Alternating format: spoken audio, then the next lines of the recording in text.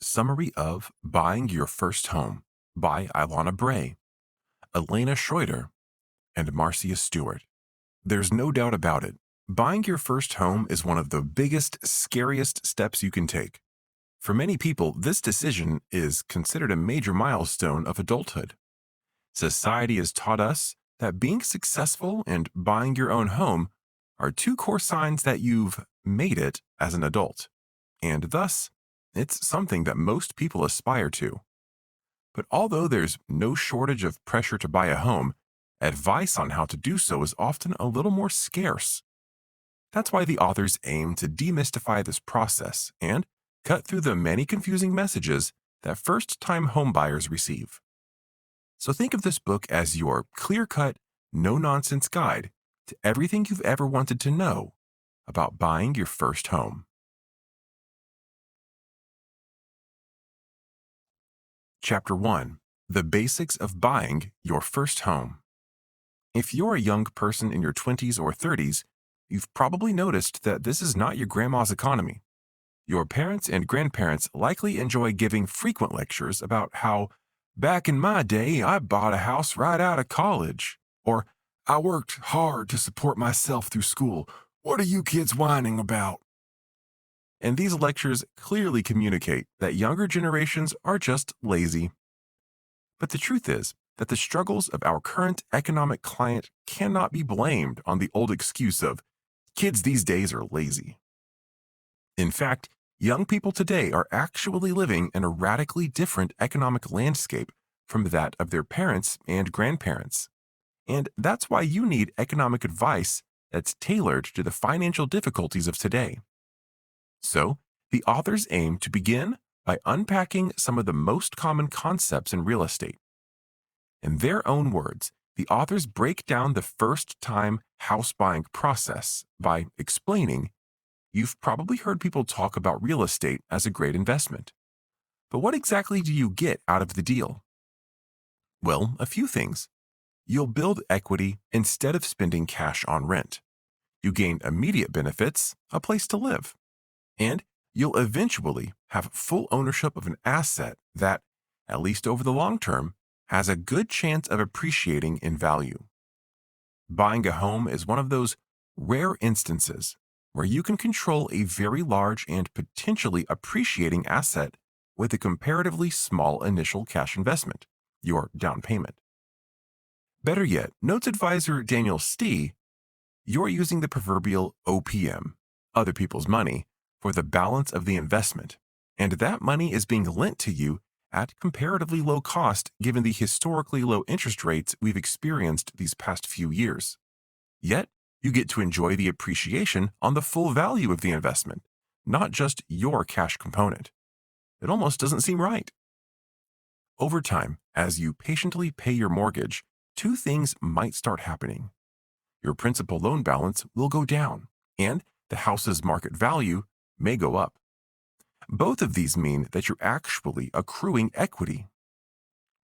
Equity is the difference between the market value of a house, what it's currently worth, and the claims against it, what you have left to pay on any mortgages or loans you've taken out against it. You'd be hard-pressed to find another investment where you can borrow a large amount of money, pay a modest interest rate, and reap every bit of the gain yourself. For example, let's say that Hugo buys a home for $300,000 with a $60,000 down payment, 20%, and a $240,000 mortgage. If the market value of the house is $300,000, Hugo's current equity in the home is $60,000, market value minus mortgage debt. A few years later, Hugo has reduced the principal on the mortgage by $5,000 to $235,000. Meanwhile, the house's value has risen to $310,000. Hugo now has $75,000 in equity, $310,000 minus $235,000. That's $15,000 more than he originally invested. Of course, the value of a property doesn't always increase. It can also decrease, sometimes dramatically. Fortunately, houses rarely drop in value permanently. And After some precipitous value drops in the early 2000s, home appreciation in 2019 averages around 4 to 5%, according to the S&P CoreLogic Case-Shiller U.S. National Home Price Indexes. A good chunk of the money you'll use to finance your home is money you're already spending on rent. When you buy a house, your rent money becomes investment money. Some people like to call a mortgage a forced savings plan because it makes you sock a little cash away every month in the form of a mortgage payment. Money you will, with any luck, get back when you sell the place. On the other hand, you might call it a smart investment plan because it gives you both a roof over your head and a way to convert your cash into a potentially appreciating asset. Eventually, as your equity in your home builds, you can borrow against it at relatively low interest rates. Using a home equity loan, or a HELOC, home equity line of credit, these are also commonly referred to as second mortgages. The interest rates on these tends to be higher than on primary mortgages, but lower than on the typical credit card. The money borrowed can be used for any number of purposes, such as home improvements, college tuition, or a car. Chapter 2. How your credit score impacts your purchase of a home. We hear so much about people who ruined their credit score by getting foreclosed on that it's hard to remember the reverse side of this picture. The fact that a mortgage is seen as good debt. When you successfully pay it down, credit reporting companies view that as a sign that you're responsible and able to handle a large loan. This can do wonders for your credit rating, says advisor Daniel Stee. It makes you a much better credit risk, statistically speaking, which becomes especially useful if you decide to apply for an auto loan, a small business loan, a student loan for your kids' college tuition, and so on. One other benefit to buying a house is kind of obvious. You're becoming a homeowner, and when the loan is paid off, you won't have to pay for a place to live. You could keep renting the same place you're in now for 50 years, and at the end of that time, you'll still have to pay monthly rent checks to your landlord. You'll also get to claim various federal tax deductions and credits for home-related expenses. For some, these can add up to some serious savings. However, you should be careful not to confuse a tax deduction with a tax credit. A tax deduction is an amount that taxpayers who don't take the standard deduction, but instead itemize their deductions, subtract from their gross income, all the money earned during the year, to figure out how much of their income is subject to tax. For example, if your gross income is $80,000 and you have a $2,000 tax deduction and you don't take the standard deduction, your taxable income is reduced to $78,000. As a new homeowner, you might be entitled to certain tax credits. Tax credits for first-time homebuyers. At the time this book went to print, all the tax credits for first-time homebuyers had expired. But keep an eye on the news and www.irs.gov for anything new that might come along. Tax credits for energy efficiency. Homeowners who install solar, geothermal, fuel cell, or wind systems to generate electricity, or in some cases hot water, are eligible for a tax credit if the system is placed in service before January 1st, 2022.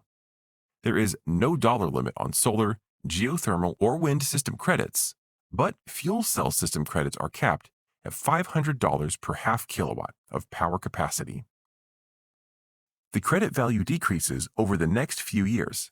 It's 30% of the cost of the systems placed in service through December 31st, 2019, then goes down to 26% for systems placed in service after December 31st, 2019, and before January 1st, 2021, then reduces to 22% for systems placed in service after December 31st, 2020, and before January 1st, 2022. It officially expires on December 31st, 2021. Taxpayers can claim such credits using IRS Form 5695, Residential Energy Credits. For more about the credit, as well as the latest information on eligibility and expiration dates, see the Energy Star website at energystar.gov. To take advantage of house-related tax deductions, you'll need to itemize your tax deductions rather than taking the standard deduction. For 2019 tax returns, $12,200 for individuals and $24,400 for married people filing jointly. For most people, homeowners included, taking the standard deduction is the more beneficial approach under the latest iteration of the U.S. tax code. You'll want to run the numbers and see whether your itemized deductions exceed the standard deduction amount. If you do end up itemizing, you'll find that it involves a step up from the good old 1040 EZ, but it's not all that complicated. For more information about this, you can check out IRS Publication 530, Tax Information for Homeowners, available at www.irs.gov. This publication will give you more detailed information about the tax benefits of buying a home, and if itemizing deductions is the right approach for you, be prepared to prove them to the IRS. All of them, not just the house-related ones. Keep a file of receipts for the more common deductions, such as unreimbursed business expenses, office equipment and travel, educational expenses, tuition and books, charitable contributions, and unreimbursed medical expenses. Consider getting help. Even the cost of meeting with a tax professional might be tax deductible.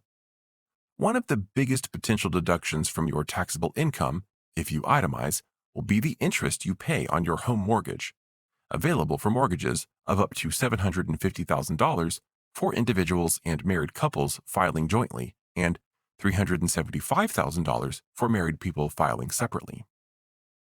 This one can be particularly advantageous during the first few years of a fixed-rate mortgage, when most of your payments will be put towards interest.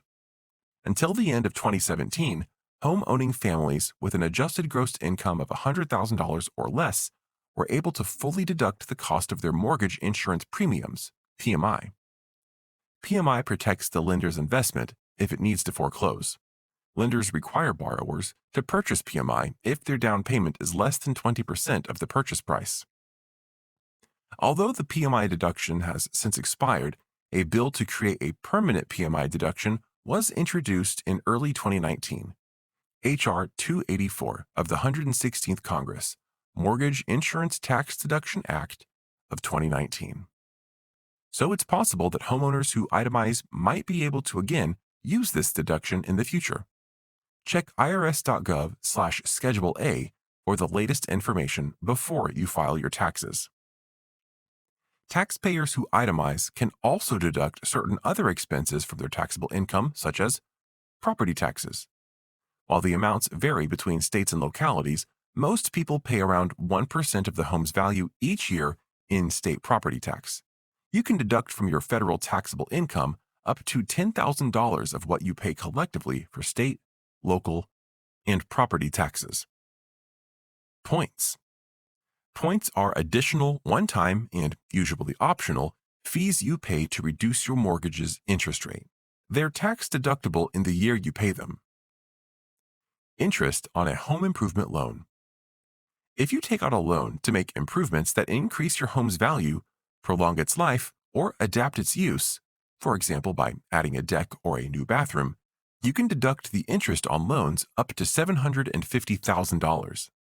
But you can't deduct interest on loans used to make normal repairs, such as repainting the kitchen or fixing a broken window, and definitely not if you take out a loan secured by your home for some unrelated purpose, such as medical bills. Home office expenses.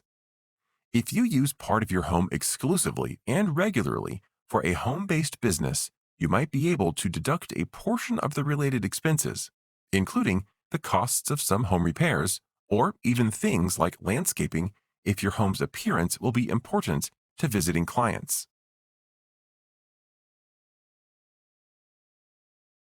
Final summary. When you're thinking about buying your first home, there's a lot you need to know. So much, in fact, that it's impossible to cram it all into a single summary of a book. Fortunately, however, the authors are willing to share and simplify their experience so that the first-time home buying process can be a little more accessible. You can always check out the full unabridged version of this book for more detailed advice from the authors that covers even more information. But thanks to this summary, you can unpack a few basics, like why buying a house is considered such a smart investment. You can also see what a mortgage is and why it's important, along with some helpful information about tax breaks for homeowners that may save you a buck or two.